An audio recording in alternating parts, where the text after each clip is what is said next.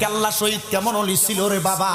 হযরত গেসুদারাজ কেল্লা শহীদ রহমতুল্লাহ আলাইহি সহ 360 আউলিয়া যখন এই সিলেটের জমিনে আগমন করলেন, আগমন করার সাথে সাথে বাদশা গুরু গোবিন্দ যখন লক্ষ্য করে দেখলো এই আউলিয়াদের সাথে মুসলমান ফকিরদের সাথে পারে না, কি করছে জানেননি?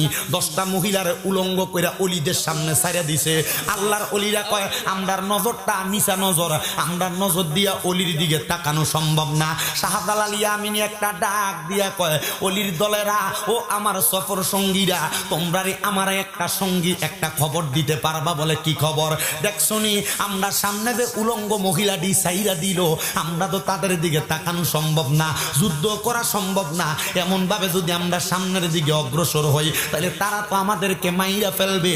আমরা তো মনে মনে ভয় করি আমার আল্লাহরে, গুরু গোবিন্দরে ভয় করা যাবে না। এমন টাইমে হযরত আহমদ গেসুদারাজ কেল্লা সামনে দাঁড়ায় গেছে। আহমদ দেয়া ডাক দিয়া কয় হযরত শাহজালাল ইয়ামিনী গো, আপনি যে বললেন আপনি দুনিয়ার রাজা বাদশারে ভয় করেন না, আল্লাহরে ভয় করেন, তাহলে কেন আপনি যুদ্ধ করতে যান না? বলে আমি যদি সামনে যাই, আমার চোখ দিয়া যদি আমি উলঙ্গ মহিলা দেখি, আমার বিবেকটা বাধা দেয়, আমার নকশটা নষ্ট হয়ে যাবে, কলবটা নষ্ট হয়ে যাবে, যাইতে পারতাম না রে, যাইতে পারতাম না।